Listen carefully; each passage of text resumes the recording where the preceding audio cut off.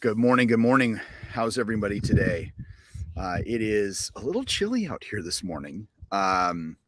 It's been like super warm, and then it's all of a sudden like last night. I don't know, 8 o'clock. The temperature just dropped. Um, so we are sitting here. I'm still outside, even though it's a little chilly, but I have my nice warm cup of tea.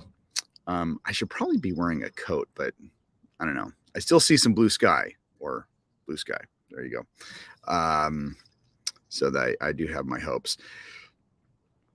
It is supposed to be a little bit warm today, but regardless of what the weather is, it is July 13th.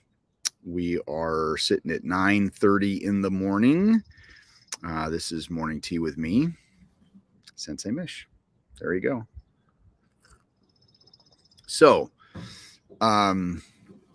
yesterday I announced I wanted to talk about a certain topic because a friend of mine had tagged me in a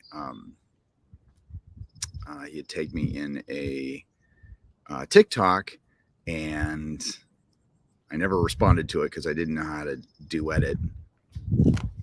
I probably could have figured it out, and I will do my response. But I've also been searching for the tag because I can't find the video that he tagged me in. And so I don't know why I can't find it, but it was his question to a bunch of people was,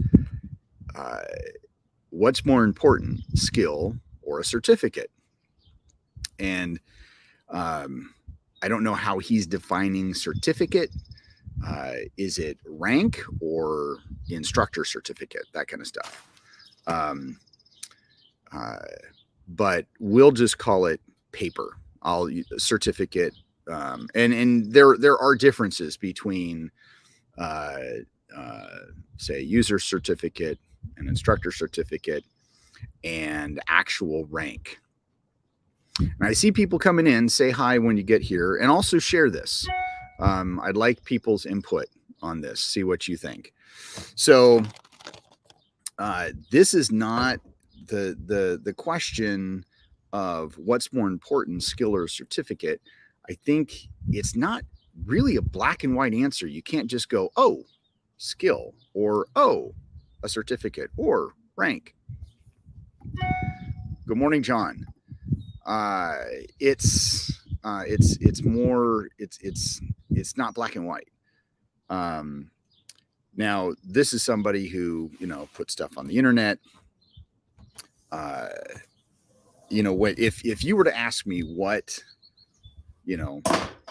more important, well, in a real situation, skill is most important.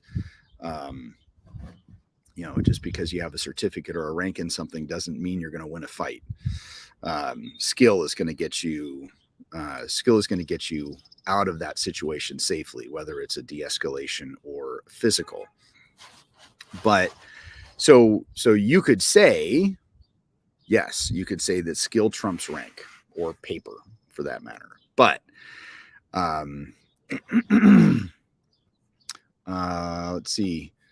Depends on the arena. In a real situation, skill; in a business or teaching situation, paper may have more use.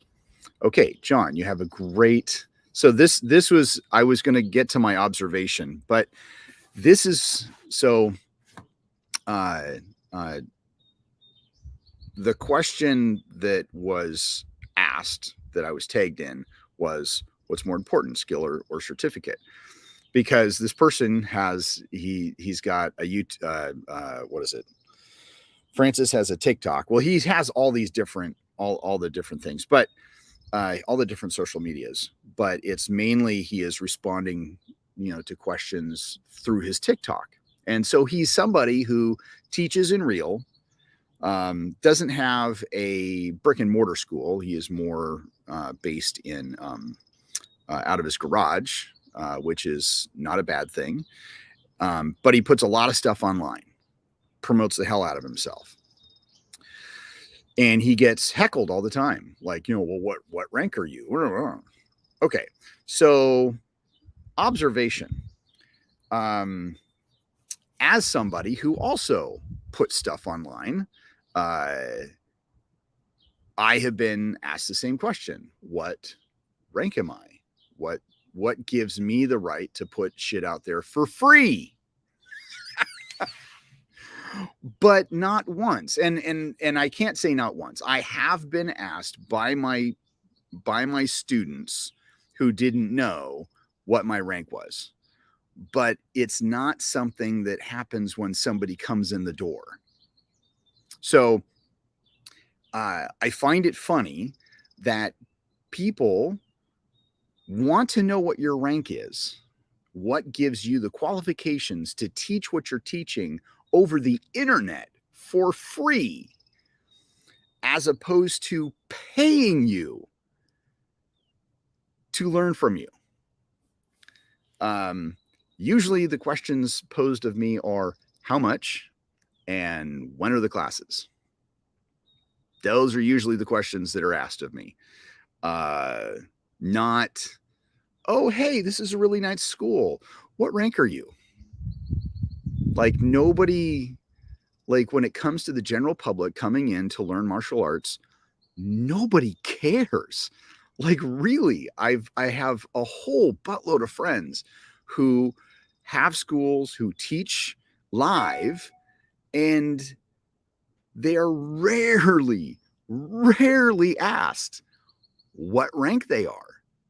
Like even in my school, I don't have up any of my at the new school. I used to have kind of an I love me wall in the garage, but that was I don't have anywhere else to put the stuff. And I had thought about putting it on my wall at the school. But I decided against it because I want the school to speak for itself as a brand and not be focused around me.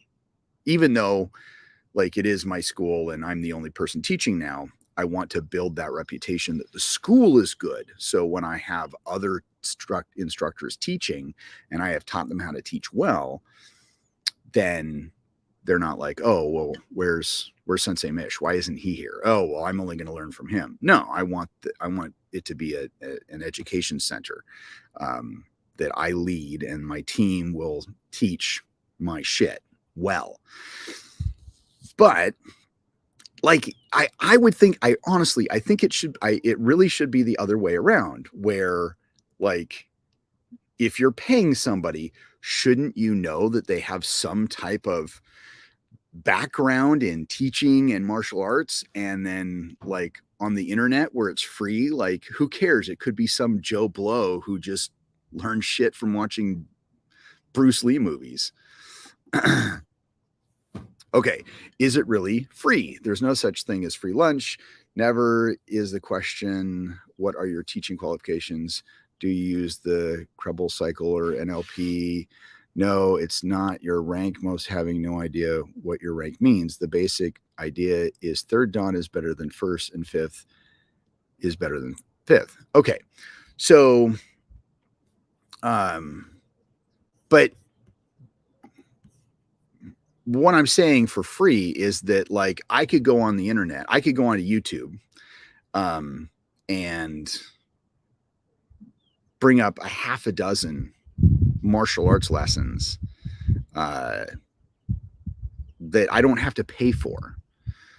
Most of my Kyusho Corner episodes are free to the public.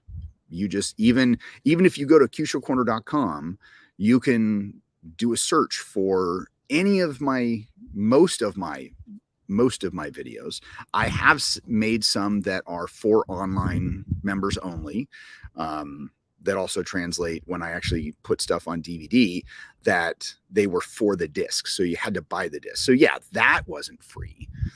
But it is, but of course the stuff that I learned, of course I had to pay for. I mean, you got to pay for seminars, you got to pay for whatever.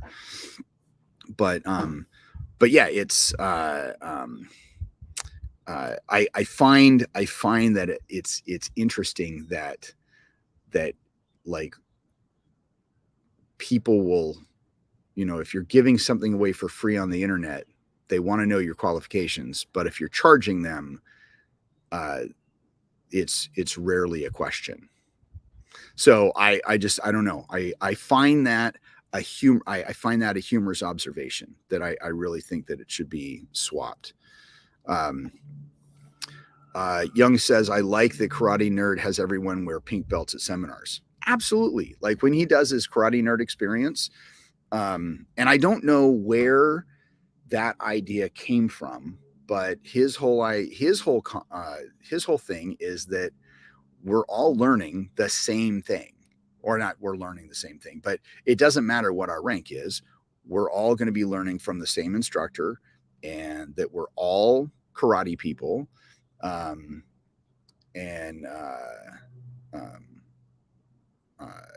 so it really shouldn't matter. My point of it being free is that they still need to do the work to acquire the skill or integrate it into, hence pay for it. Okay, so I totally see your point on that. My point was dollar wise, and basically where, I'm watching you. I don't have to pay to watch you on the internet to learn. Yes, of course, to acquire the skill, you have to actually do the work, and that's, in a sense, paying for it. But as in money. But it's still, and we could say that that skill trumps rank in real. And I like John's first comment that paper might help in a live setting. Like I said, I don't have anything up like that at the school. However, some of my students have suggested that I put stuff up as a to say, here are my qualifications. I mean, like it's some obscure regulation that and actually, because I say obscure just because I have not read it. I have not read the words. But if you go into a barbershop, a nail salon, really any business, somewhere in the business. Well, actually, I do know when I was a notary, when I had notary, when I provided notary services, when I ran a cop shop, I had to have that on the wall. It was like a certificate that I had to have on the wall. Usually when you walk into a business, you see their business license out so everybody can see it. And so people, some of my students are like, put up your rank. You don't have to put them all up. It doesn't have to be an I love me wall, but at least have the last couple ranks that you got, so, put up your 6th Dan in Kempo, and put up your, your senior instructor stuff from Bram, and maybe some of your school associations. And so I've considered that, but I don't know how to put them up and make them look nice. But here's the thing, and I'm very pro having some type of organization to protect, not really protect the public, but to give the public some type of peace of mind. Because just because you have, in the martial arts, there are no regulations. Like in the state of Washington, where I'm at, I don't need to have any type of experience to open up a martial arts school. I just open up a martial arts school. I just, and be like, yes, I teach martial arts. Now, when I, as part of my application to rent my location, my landlord did ask for qualifications. It's like, okay, so you're opening this business. How are you going to pay for it? And it's like, okay, well, yeah, it's like, I've got my, I can say, well, I do have this job over here, but how am I going to bring money into this business so I can make sure that she gets rent every month? So yeah, I'd be like, okay, I've been doing it for this long, and I've been doing this and this and this and this. And so, for that, but not one of my students have come in and been like, oh, hey, what rank are you? Like, it came up a couple weeks ago, um, maybe a couple months ago. One of my students was like, oh, what level are you? And so I was like, oh, well, and because he does modular and he does modular and Kempo. And so we started talking about rank, and he's like, oh, I didn't know that. Like, he just thought that I taught it and I was good at it. Like, he didn't know that I had been doing it for, 30 plus years, and I, have all these certs, but it wasn't important to him when he started with me. He took a class, he enjoyed it, he thought I was a good teacher, so he's like, I think I can learn something. Rank wasn't important. But here's the thing, is that, say we did have some type of organization that said, to be part of this organization, to protect the general public, almost like a like USA Martial Arts or United States Martial Arts Association or something like that, where, we did background checks, and like, if you were part of this, you could register your school and you could register all your students. And so you could put this plaque up and say, hey, I'm part of this organization, therefore, and then of course the organization should then publicly promote it, say, hey, yes, any people that are part of us, we've done their background checks, blah, blah, blah. Because just because, and I kind of babbling here, but just because you have a rank doesn't mean that you have skill. Now, it should, like John was saying earlier, that just the basic idea that, third degree is better than first degree, and fifth degree is better than sixth, or fifth degree is better than third. That's true in a general light, and it should be true that, if you're a fifth dan, if you're a fifth degree black belt, you should be better than a first degree black belt, skill wise, knowledge wise, all that kind of stuff. But it's not. I don't always find that the case, and mainly because what I consider black belt material in one system is not black belt material in another system. Plus, the black belts that we give out nowadays, or at least I see are given out nowadays, are not at all close to black belts, or at least the quality that we gave out 30 years ago. I don't know, like, it took me, I don't know what, 7 years to get my first dan. And I had to work for it, at least training wise. And even when I got my second dan, I had to work for it. So it was, I don't know. It's okay. So sounds like a nightmare of government intervention. To run a school is not enough to be a skilled martial artist. You also have to know how to teach a variety of types, as well as run a business, i.e. marketing and accounting. John, yes, you have. That was another thing, is that just because you're a black belt doesn't mean you can have skill, but it also doesn't mean you can teach. Also, having a certificate doesn't mean, or an instructor certificate doesn't mean that you can teach. There's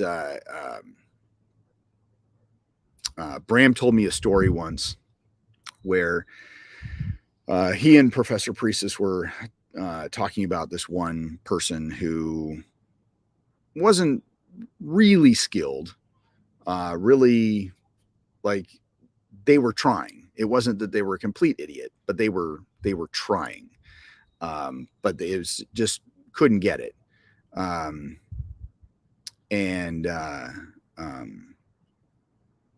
that but professor was, oh well, I still want to give him some type of encouragement. And because the question is like, you got this basic instructor from professor, and Bram was like, but professor, like, why did you make him an instructor? And he goes, oh, it's just a basic instructor. So when you think, it's like, oh, well, I have a basic instructor, from this person. It's like, okay, but how did you get it? Were you taught how to teach? Well, one of the things that Bram does in his instructor camps is he teaches how to teach, specifically how to teach his material, but then also, and if you're a good instructor, you can take that on how to teach and then also modify how to teach as well. Like, generally modular stuff is you have to have a partner. It's kind of like stick fighting. You got to have a partner. I was able to successfully teach it online, Zoom, one-on-one, but it came from my skill in being able to teach empty hand stuff or kata and bring those concepts, but not everybody can do it. Okay. Yeah, that was one of his mantras: learn in 6, teach in 12. So you can learn it you can learn it in a seminar, but teach in after 2 days, or you can learn in 1 day, teach it after 2 days. But how much are you teaching? Honestly, like in 2 days on how to teach, you get what? Dan, how you doing? I have not yet promoted your thing yet this morning, but I plan to. Oh, by the way, Danny is having a big seminar. I did register, though. I did officially register, so I sent my money in. But it's the idea of how much you're teaching. Like, yes, a basic instructor, if all they're teaching is 1, 4, 12 and 1, 2, 2, the 2 drills, and maybe how to go back and forth, then maybe that might be a basic instructor. But the one thing I'm trying to do with Bram is to, like, if you're going to become an instructor, like, there should be some type of idea of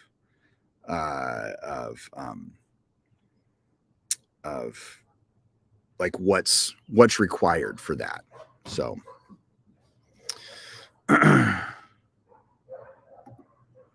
have your hiney and tell everybody.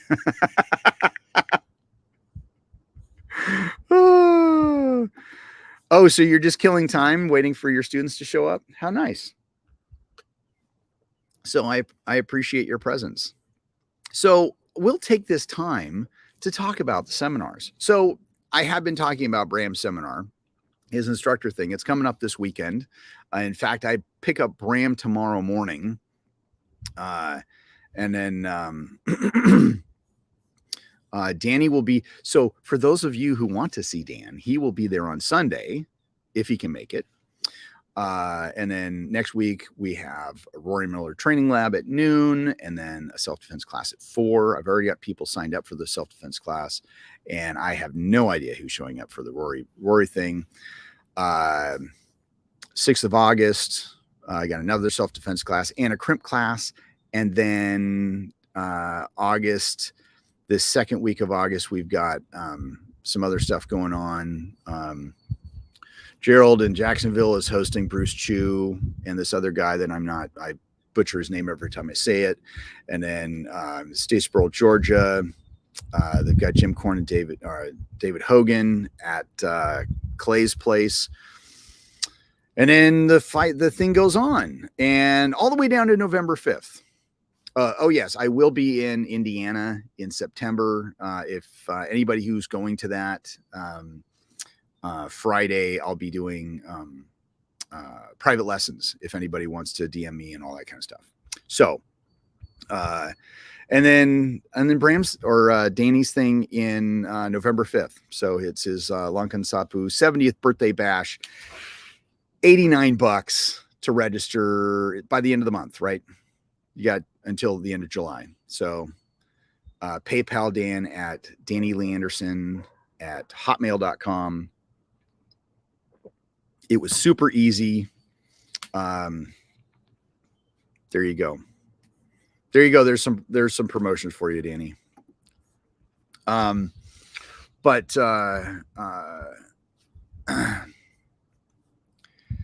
But yeah, when it comes to teaching, you have to be like, and as John shares, very good because he supplies terminology, methodology, and templates to expand and grow with.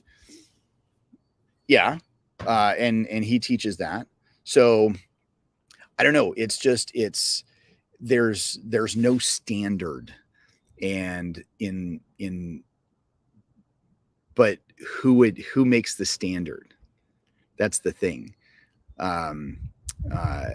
If and you say good, let's see, where did you put that? Nightmare of government intervention when it comes to an organization. Yes, if it got too big, it could be a nightmare of organization. But how many people, like, okay, so let's take McDojo Life, for instance. So Rob over McDojo Life, he likes to post videos, mainly knocking Q show people, but luckily he has not knocked me yet. But I don't think he will, because he and I have actually spoken, and so he kind of he knows where I'm coming from on the Q show side. But his whole thing is basically, if somebody's going to take martial arts and we're going to promote it as self-defense, then it should be self-defense. And, I think a lot of what he takes out of context, though, are these videos that are put up of no touch and a lot of Q show stuff that is preliminary. No touch, I felt it. I got knocked out from 15 feet away by Jack Hogan. Is that combat applicable? No. Does it make a really great demo? Absolutely. Am I going to teach that to my students? No, because I'm not proficient in it. Now, the neck pinch, Vulcan neck pinch, is it real? Yeah, I can do it. I wrote a book about it. By the way, I wrote a book about it. You can go on Amazon, called Neck Pinch, or The Neck Pinch. Or you go to my website, artisanmartialarts.com, go to Pro Shop, buy it from me directly. But, yeah, Jack's old evil eye. I actually pestered Jack into doing that. Because he went to Idaho for one of his Masters of the Next Generation seminars with, I think, Dave Daniels promoted it, and there was Bruce Chu was there and a couple other people were there, but I had called him and I'm like, hey, I've seen you do this. I want to feel it. And he's like, well, I'm not just going to do it. He says, how I have my seminars go. He says, I'm going to do, I usually just kind of go with the flow of questions. So all of my questions were based out of no touch and the thought process. Anyway, so he was doing a pretty good job of answering those questions, but it was me asking and asking and asking. And so finally he just kind of gave me that look and he's like, fine, just, stand up. So I pestered him into doing it. But the thing is that not only does Rob post stuff like that, I mean, he's trying to get the let's say some of the videos do give Kyusho people a bad name, but he's also trying to, oh, absolutely. Absolutely. I asked him, he actually told me no over the phone. But he said that he might do it if that's how the questions ran. So I just made sure that the questions ran in that direction. So, but like, you hear in the news, not all the time, but you hear in the news, you have these martial arts instructors who have abused their students, physically, sexually. So there should be, I personally think there should be some type of regulation, and that if you're going to open up an official martial arts school and you're going to teach to the public, that you should have some type of qualifications to teach, that you have a clean background. I know some, like, okay, let's look at barbers. If you're a barber, you don't have to go to barber school to become a barber. Like, I knew some kids growing up, they were talented, but to have a barber business, to set yourself up as a barber, to do stuff, even if it's from your garage, to set yourself up as a barber business in the state of Washington, you need to have a certificate. And so, so it was one of those where, and I don't know the qualifications. I don't know if there's an exam or anything like that. Even like contractor, to become a contractor, you need to have proof of insurance. You need to have, you don't have to go, let's see, because I actually did look into this. You don't have to go to contracting school or have a history of contracting. You can set yourself up as a contractor, and get a license through the state, but you do have to take an exam. So you don't have to go to school, but you do have to, like,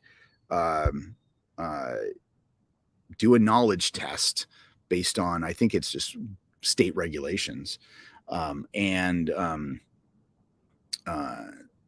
then have some type, you're required to have some type of insurance. So, but not for martial arts. In Washington, in Oregon, you have to run a security company, you have to be licensed in the state. I don't know about Oregon requiring insurance, but Washington requires you to have security insurance if you're going to run a security company. Now, I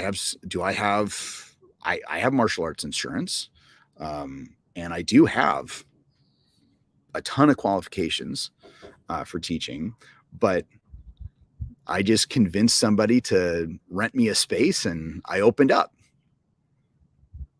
Now I'm out in the public. I mean, yes, I'd been teaching from my garage, but like I said, it's not, nobody asks me what my certs are. They're paying me, but nobody asks. So could I have done that if I didn't have, if I didn't have any rank, I just had skill? Maybe I just, because I'll be honest, a lot of my Kyusho stuff has been learned because I was practicing on my own. I mean, yeah, I saw George a number of times. I um, saw Jack a few times, um, but I didn't really grow up in a traditional school. Probably why it took me so long to get my black belt. But it was one of those where it was. Uh, I mean, I didn't like it wasn't one of those where I went twice a day, not twice a day, 2 times a week. Most of my learning was done playing on other people, doing my own investigations. And my rank was evident that, okay, you are learning, you are growing. And I did have some guidance. I've had some guidance from Mark Klein. I had some guidance. I'd like to say I'd had guidance from George, but didn't have a lot of guidance from George. At least, I tried, even though I went to some of his seminars, a lot of his seminars, but it is what it is. But and here's the thing, is that is it besides Bram's teaching people how to be how to teach his material, I think that it is also inherent on the person who's teaching. Is that person a natural teacher? Me personally, I feel I'm a natural teacher. Okay. And so when I look at, because I feel I'm a natural instructor, or that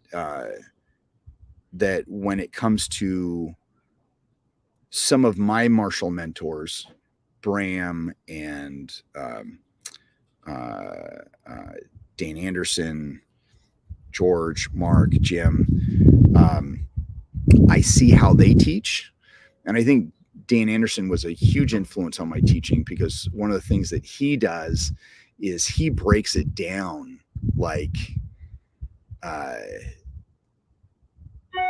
he'll break down a technique, so this complicated technique can be simple to learn. And so I felt that was so easy for me. That was so good for me to learn, that I've incorporated that. I was like, okay, so there's a lot of stuff, because I always hated it when I had somebody where, they'd be doing something and be like, oh, that's really cool. How do you do that? I don't know. I just do it. Okay, but at least you had to start somewhere. Is there like you break it down into steps, like what's, where's, and I don't know. I just do it. That bad teacher. I've never liked that. So if I, the way I teach now, I've already pre-broken down a lot of stuff. But if I do something that I haven't previously broken down into steps, and somebody asks, I'll be like, okay, well, for me at this level in my life, I just do it. It's just natural motion for me. However, let's reverse engineer it. And so I'll break it down live in class, so my students can learn better. It's like, okay, well, this is how I do it. Dan's analytical approach is very useful. Bram can occasionally be a tad more abstract. Yes, I would agree with both of those. That's and so that's why, like, for Bram, sometimes Bram can be a little bit more specific in certain movements, but that's what I've tried to bring to modular a little bit, is more of more analytical a little bit, so it's easier to teach. At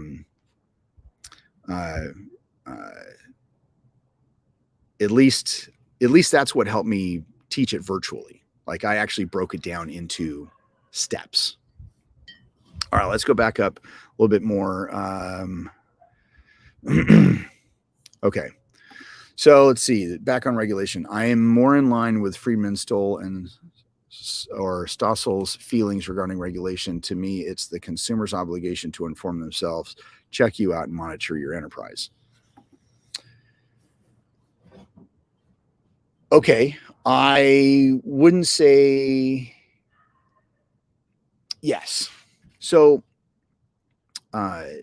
for me, yes, it is. It should be the consumer's.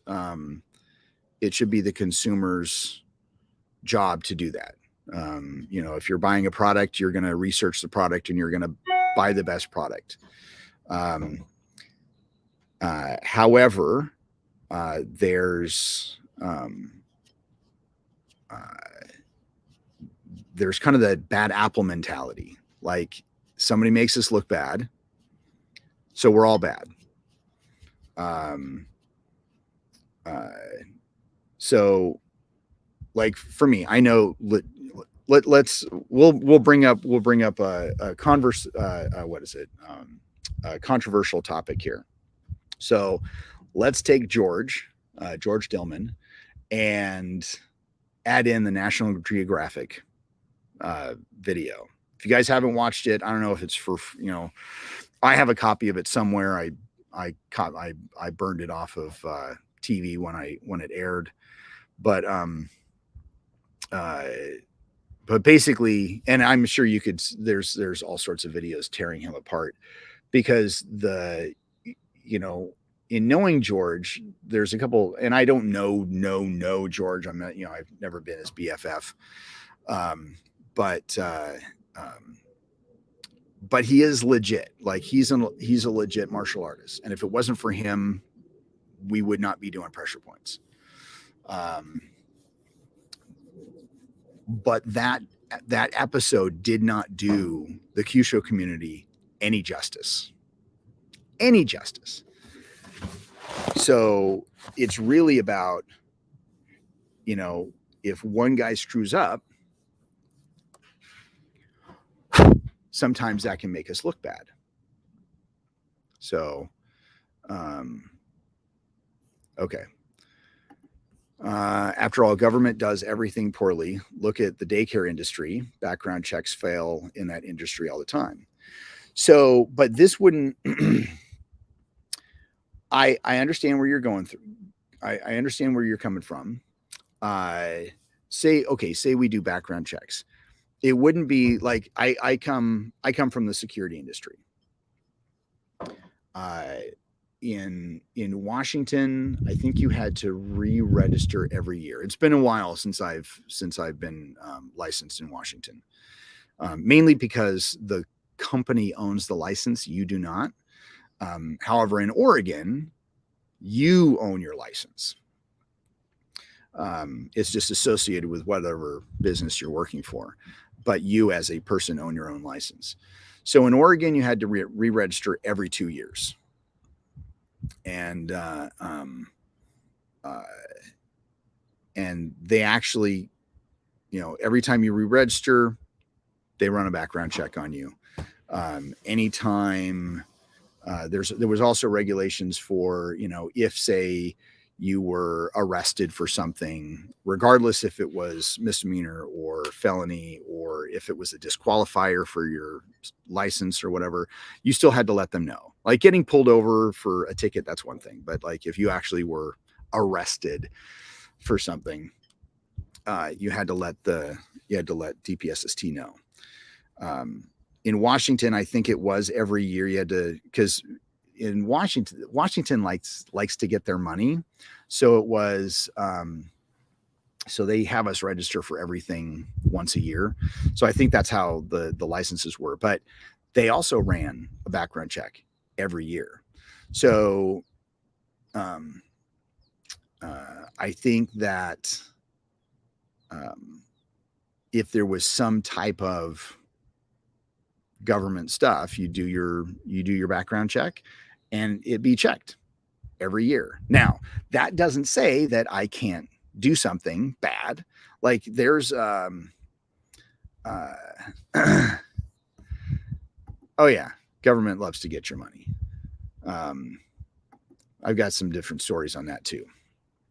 But then they have I don't know. I think, and I know this started off as skill or paper. You know, what's more important, but it's not black and white. Obviously, it's not black and white. But I do think that there should be some type of regulation, and maybe not government specifically regulation, or maybe the regulation should be more from, is there, it could be privatized. There could be a number of different organizations that um, uh, that do the same service, background checks, um, all that kind of stuff, and that the government's like, okay, well, as long as you have insurance and you're part of one of these organizations, or at least you have your background check, like, you're dealing with people, you're dealing with kids. That's the big thing, is that for an industry where a large majority of our students are kids, and we don't have, it's not it at least you don't have background checks, or, you know, for some type of person crime. I just and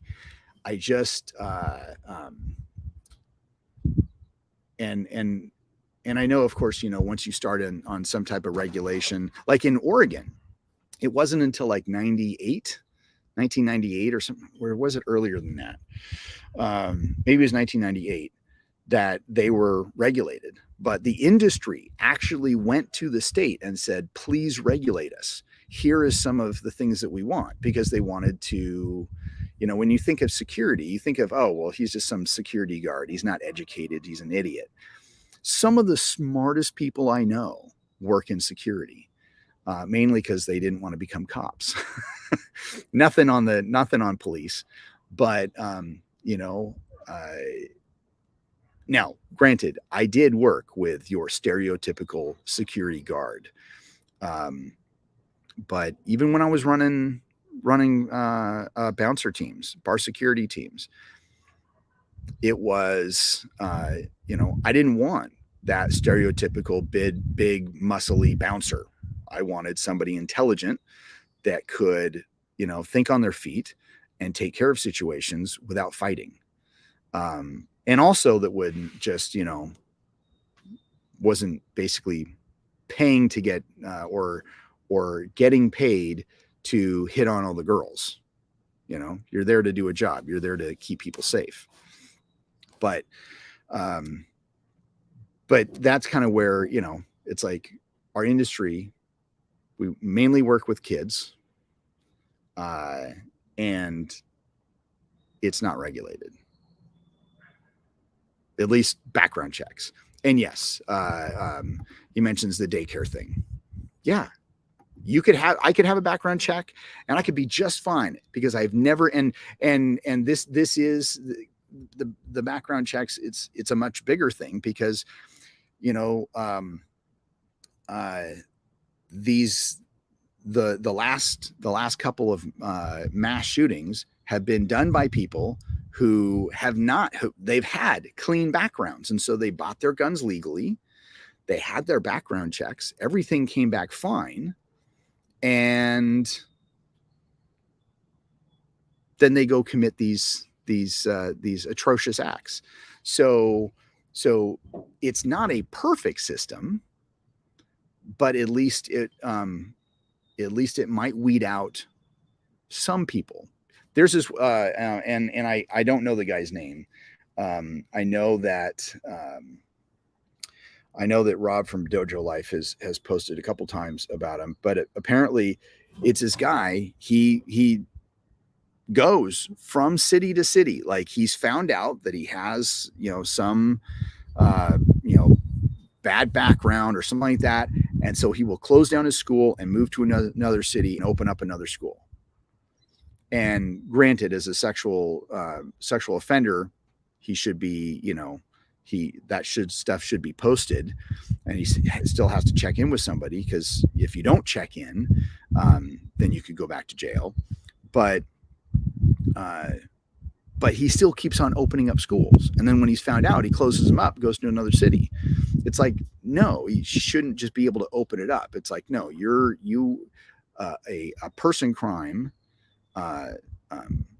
that was of a sexual nature, you should never be able to open up a school or teach other humans. Like, I'm sorry, I just really, yeah, it gets me. Security is 180 from law enforcement. Security is far more preventative, while enforcement is centered on investigation and prosecution.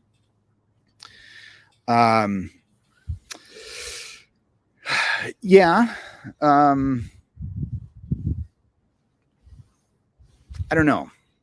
I think that, I mean, at least the security that I worked in, it was like we did a lot of,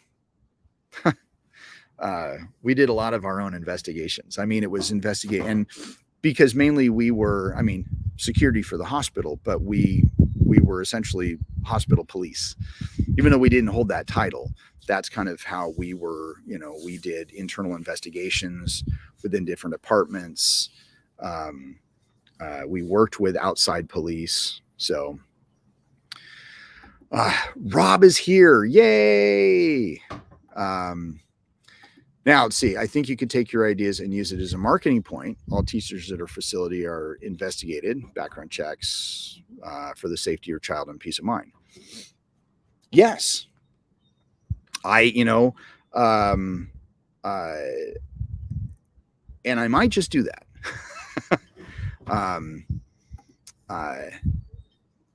Might think of, in fact, I actually own, because this idea came up a couple years ago. And so I actually bought,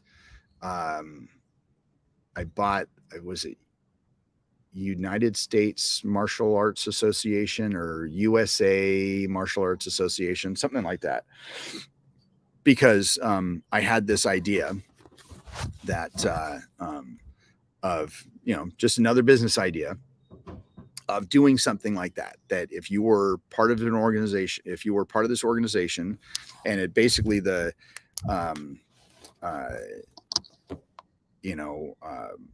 yearly fees would change from, yearly or bi-yearly fees would change year to year, because it would be based off of the money that came in.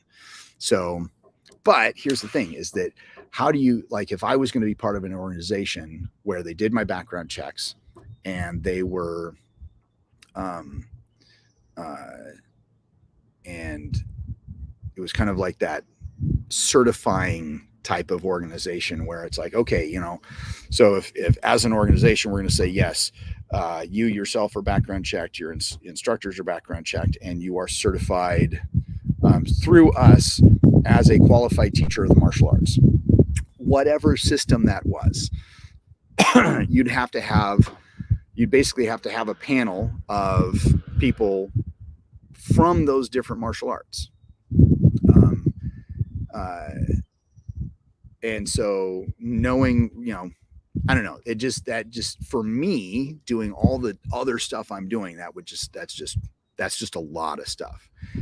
Plus I had people who were like, oh yeah, I wanted to do that, but nobody really cared.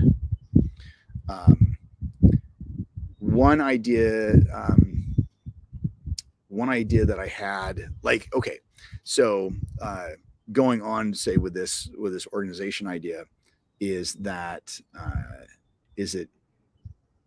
convincing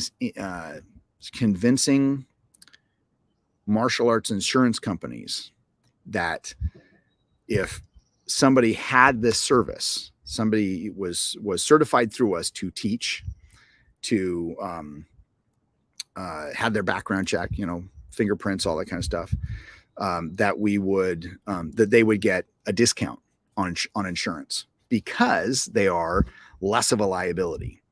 I actually think that like, if you got one insurance company to say, yes, I like that,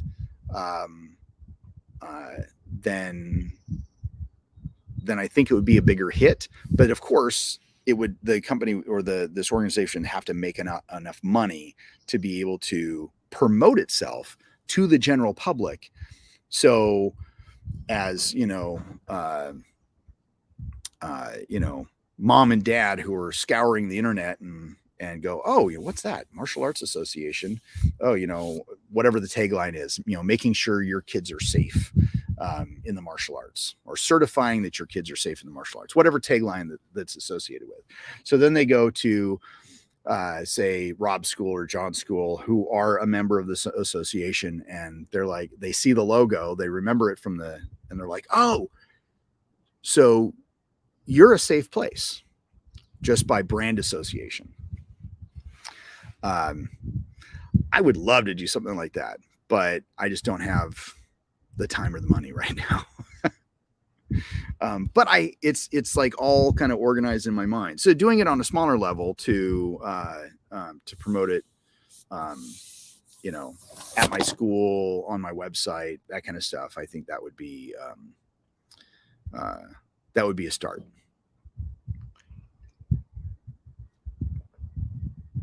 I don't know. Is that too much? I mean, we started off with skill and certificate. What's more important? We go into regulating martial arts.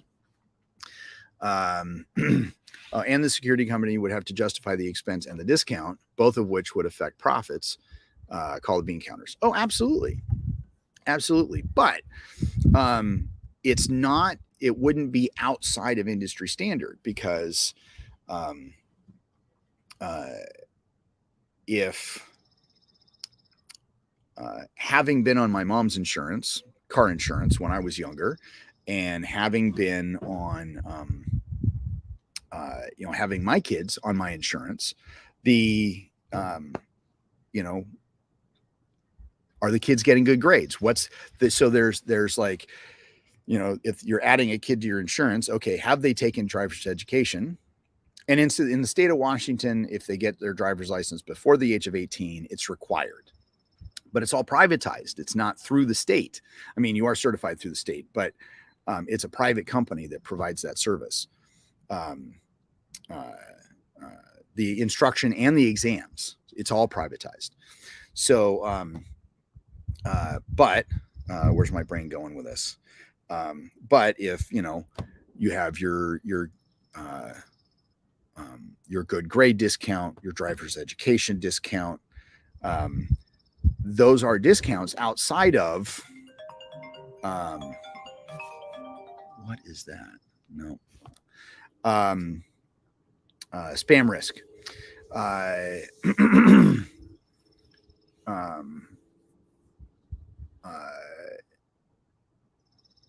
What was I saying? I got distracted. I'm sorry. But it's outside. But those discounts are outside of the discounts that are like more, multi-car, multi-package. And sometimes the discounts aren't a lot, but it is a discount. So say, I get my insurance through FD. Okay.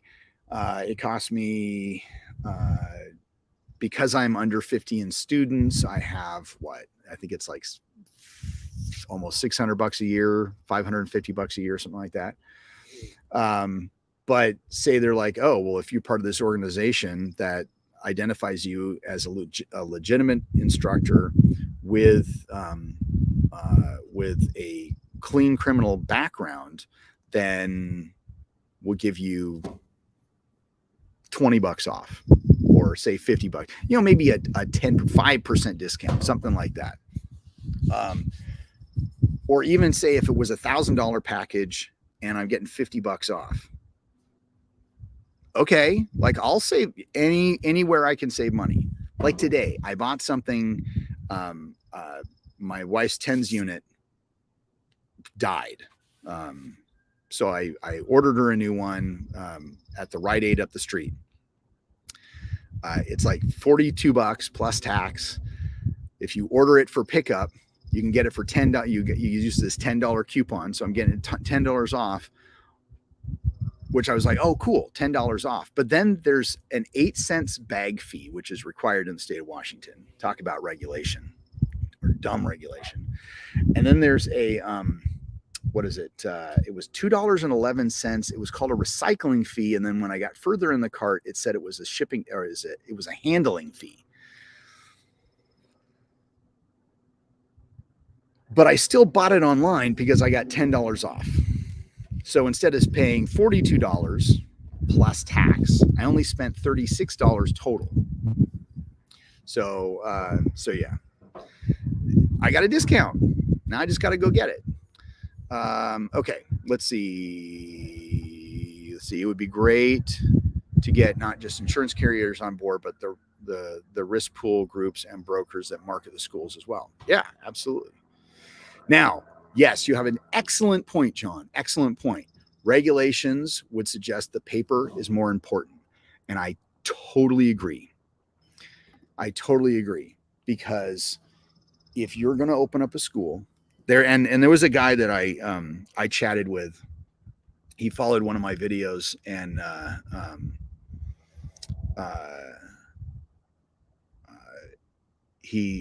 he reached out and was like, hey, can we chat? So we did. We Zoomed, and we talked for about an hour, and I watched some of his stuff.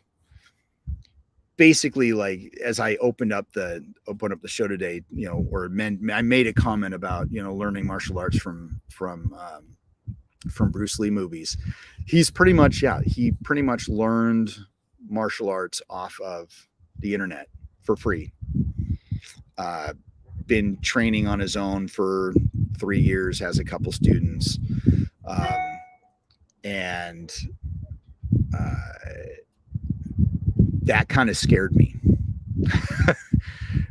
Smart guy, nice guy, didn't seem like he was a creep at all, but the idea that he'd never had any formal martial arts training, even me, I've had formal martial arts training. But I still have trouble teaching I have 2 students that I'm having the hardest time teaching them how to do a forward roll. And I have reached out. I've talked with the guys that come to the training lab, the Rory Miller training lab. And I got some great information from them, but it was one of those things where it's like, it's almost like I feel like a failure because I can't teach them to roll forward. And I'll be honest, this is something I've tried to break down, and I never say, oh, I just do it. I try to break it down into steps, and that's kind of where I've gotten from there. But like, if you've never had any formal training, that blows me away. That it just absolutely blows me away. I keep tabs on this guy because he's actually a pretty cool guy. He posts some interesting stuff. He has not gone as far as he says he was going to go, thank God. But I don't know.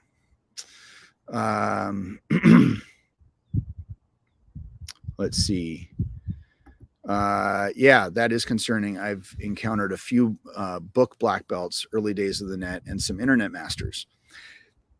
One of my buddies, Carl, he I can't remember what group it was, but you could buy in the back of Black Belt magazine, and I somewhat remember the ad, but basically it was like $1,500. You got 15 or 20 VHS tapes of all the training.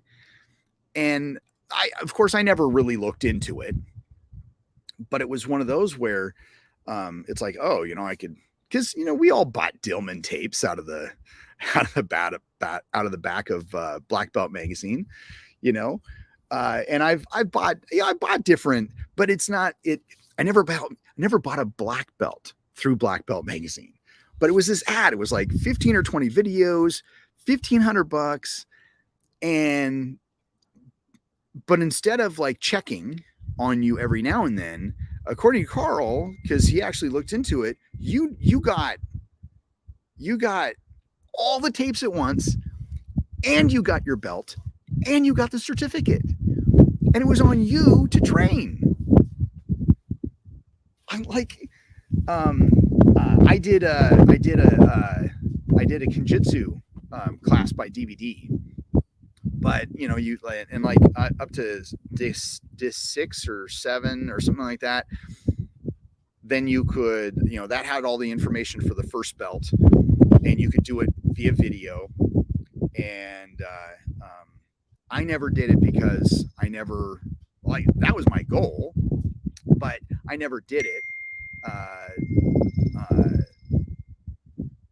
But there were some, you know, the instructor was like, yeah, you know, he would talk about some of the stuff that he in his newsletter, that, you know, it's like, okay, you know, so many people have sent in their videos, I've accepted these, I've sent back these, like, so you knew it was going to be a hard test. Now, for black belt, you actually had to fly him out, put him up in a hotel, basically just like you're hosting a seminar, but you had to fly him out for the personal exam.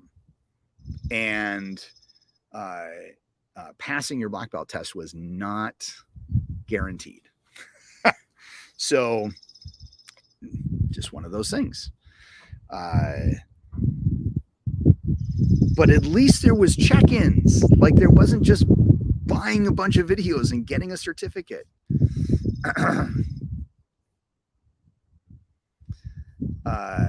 Okay, I would have asked how he reconciles Bruce's art versus his movies. The conversation didn't go that far, but yeah, it's, for me, it's concerning when you have people like that. Sorry, I'm just getting a bunch of text messages now. But yeah, so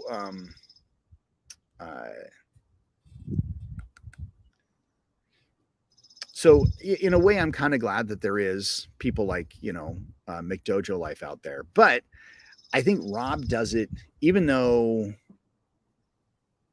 I wish he did it in a little bit more responsible way.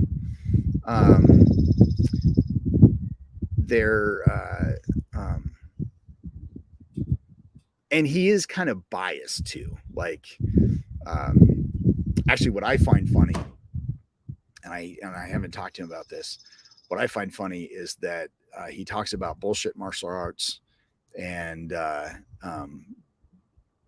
but he loves nunchucks, and he twirls nunchucks like he's doing sport, like XMA type stuff.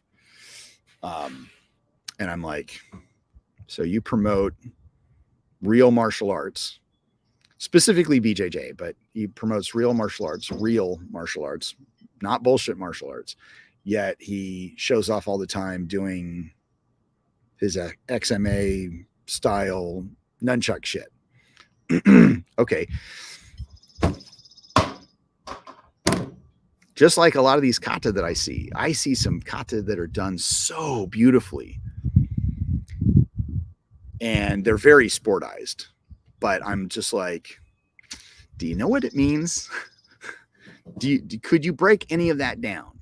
I even had some guy come to my open house. We were talking about a kata breakdown, and he's like, oh yeah, my bunkai would be like this. And he's done, you know, different styles throughout the time. And I'm like, well, mechanically that wouldn't work.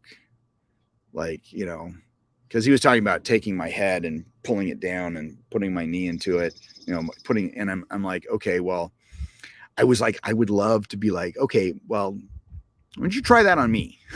Well, but it's like, yeah, you can't just do that. All right. In Pai Lum, my Sifu kicked a guy out who learned all his arts from Bruce Lee movies and tried to correct other students daily on their technique versus learning techniques and creating his own style. Oh my gosh. That's a riot. Let's see. To be fair, there is very little Kobubu Jitsu versus Kubudo. Yeah. Yeah. True. I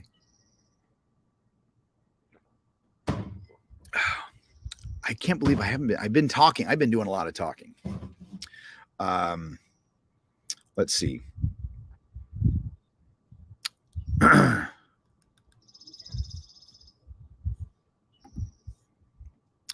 Chris Thomas has some great stuff on Sai and bow. I've seen some of his stuff. I'm more of a bow person than I am a Sai person. But here's the thing: is that like whether it's whether it's nunchuck or well, you are the only one who can talk. Thank you, John. I appreciate it.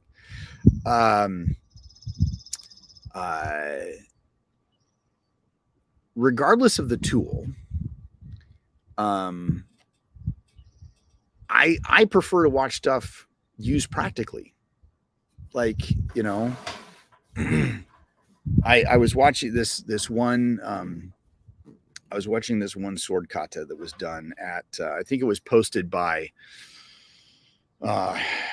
Century Martial Arts or something like that, but it had been posted on Facebook somewhere, and it was at this one tournament, and it was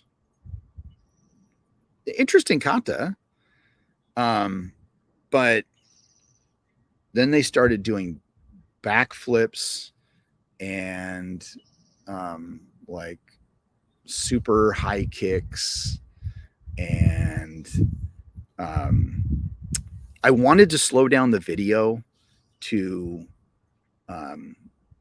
break it down. Like everything was very crisp and it was fast, and but it was I just it's just like I'm sorry. It's once you start doing high kicks and backflips, it just becomes sport, and you kind of lose me. George Dennison filmed me doing some modular nunchuck ages ago. Wow. Okay. So I can actually kind of picture that, like, having the nunchuck and using the nunchuck for, to flip on the 1 and come around for the 12, or come around for the 4, and then maybe even come up with a 12. Oh, dude, that's actually pretty cool. See, that is a great use of the tool in a practical setting. But it's also, I don't know. I think it's why Dan also doesn't like twirling. I remember when I started training with him at some rank, he was like, okay, well, we're going to do, some twirling. He goes, I don't like twirling because twirling is just fluff. But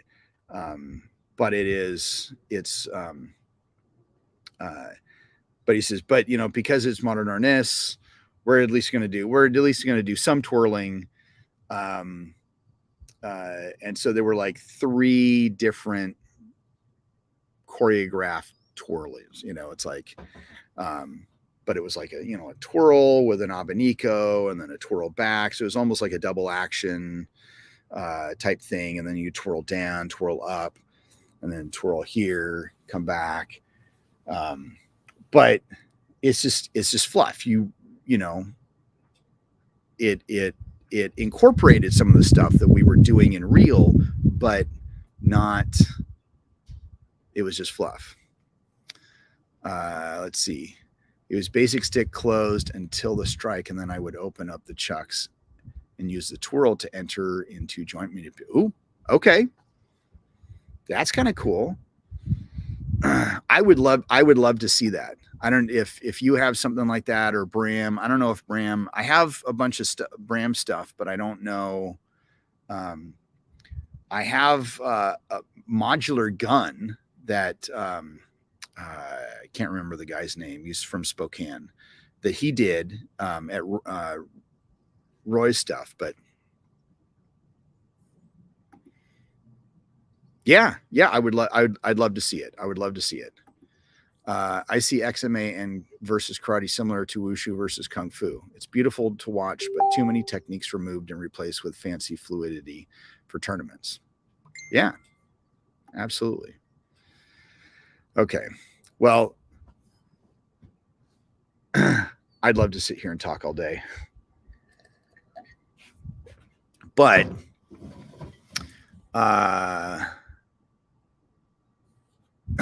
right. So keep in mind, I was in kidney failure when I filmed it. Was in a hospital a week later. Damn. Well, did it look like you were in kidney failure? Because if it didn't look like it, then you're just a badass, John. But no. Anyway, I don't know. That's kind of my thoughts. I would like to do like a little TikTok to respond to what's his name's video, but I don't know. It's just too big. I think I'm gonna have to pare it down. I might just do might need to go back and forth. But before I go, tomorrow, July 14th, New Horizons episode 7, August 5th, Prey, 31st is Andor. I think I saw something that's like we're like 10 weeks away. I think it was promoting like 10 weeks away. Cobra Kai on September 9th. And then Lower Decks, all that stuff. I got to throw that out there. So tomorrow's show, I pick up Bram at like 10:45, which is, let's see. I think it was 10:45. Let me look at all the different pictures that he sent. Because I think I said that yesterday. So if I do a show tomorrow, it's got to be quick. It's got to be quick. I can't do a long show. And I don't know if I scrolled past it. No, I think I scrolled past it.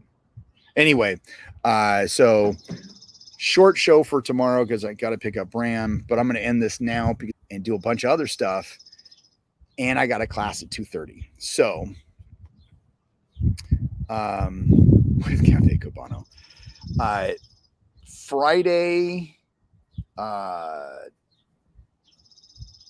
probably will not be a show at all on Friday, mainly because the Bram camp is here and I got to focus on that stuff. So, so if I don't see you tomorrow, I will see you on Monday, which Bram will be part of that show. So we'll have some Cafe Cubano for him and all that. So, John, thank you for hanging out. Rob, thank you for hanging out. And I will see you all hopefully tomorrow morning, if not Monday. So be safe. Love to all.